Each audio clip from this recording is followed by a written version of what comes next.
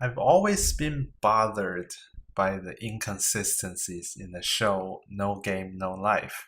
I still managed to finish the show, but mostly because of the colorful art style and fan service, plot.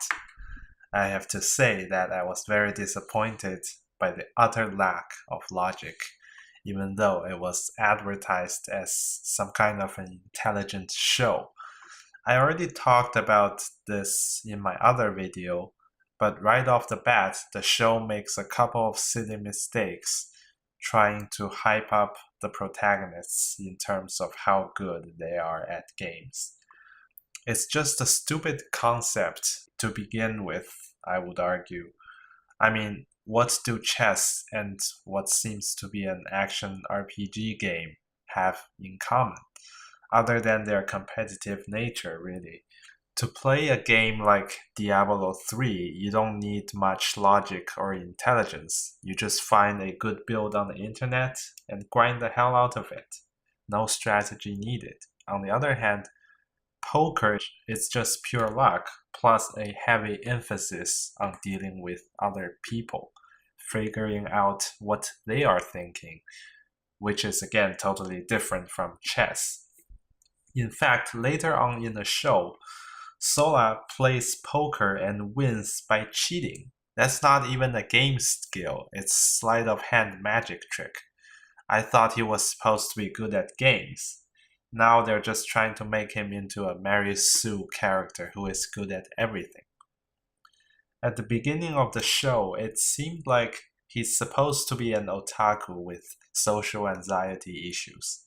But by the end of the first episode, that setting has already been contradicted multiple times when he had no problems challenging people into ridiculous bets while expressing absolute confidence. I am personally much less of an otaku than Sola, but there's no way I could have pulled off those challenges. At the very end, he even shows superior barter skills with the innkeeper. If Fallout 4 taught me anything, it's that bartering techniques require high charisma, which I thought was supposed to be Sola's biggest weakness. I would say the show is already beyond the redemption at this point in terms of plot and logic. Apparently, that wasn't enough. The show has to go out of its way and explicitly state the 10 rules of the game world, with subtitles on screen, much like the rules with Death Note. Except Death Note's rules actually made sense and helped clarify the plot and why characters don't do certain things we might think of doing. Here, the rules just suck. Even without watching any of the actual games, immersion is immediately thrown out of the window because your mind gets filled instead with questions of why don't people in this world exploit those glaring weaknesses. So here are the rules. I will only list 3 to 8 because the other ones don't really matter. In fact, the ninth one is totally a filler because the author couldn't think of 10 rules because all it says is that the other rules are absolute. That's like having a law that says it's illegal to break the second law of thermodynamics. Kind of unnecessary, don't you think? So rule number 3, in those games, items of equal value are to be bet on both parties. Rule number 4, as long as the third covenant is respected, particulars of a game and the used wagers are not to be questioned.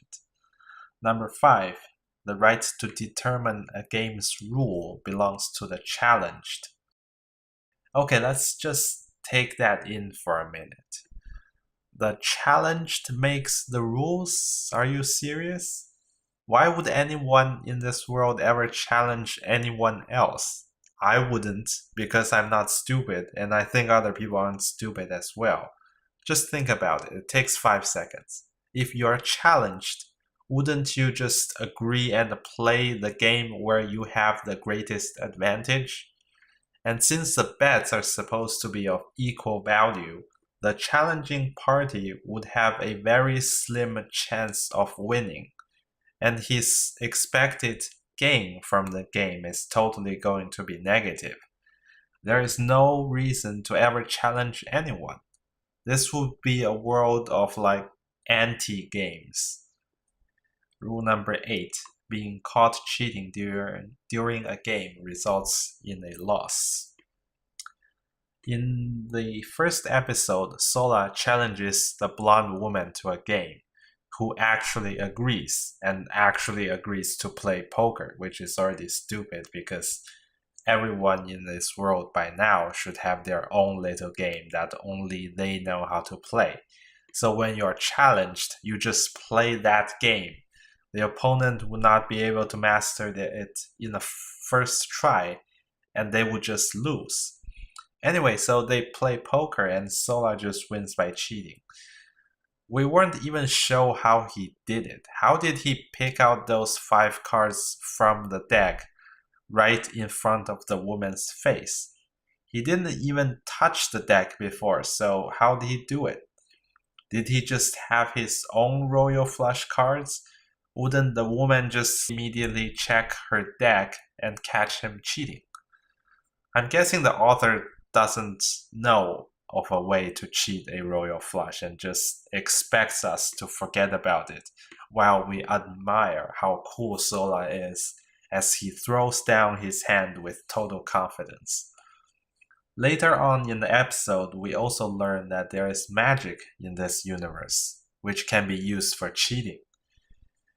Now, there's really no hope for this universe making any sense at this point. Magic for cheating? How are you supposed to prove that someone is cheating with magic? It would seem that you have to point out exactly how someone is cheating for it to take effect. The show doesn't tell you, so I have to use deduction. Unless the blonde woman was just stupid. If you can just call someone cheating without pointing out the details, then she should totally have just called out Sola for cheating. Because, the chances of her getting it wrong is 1 in 650,000. But then again, we have already established that everyone in this universe is basically just stupid, so maybe she was just that dumb. But what's even more dumb is how in the beginning of the show, the narrator says something like, our real world is not fair. Well, yeah, good luck with this anti-game world where people can bet anything in games and cheat with magic. I hope you enjoyed the video. If you did, please like it, leave comments about your opinions, and share it with people who might also be interested in the conversation. Thanks for watching, and I'll see you next time.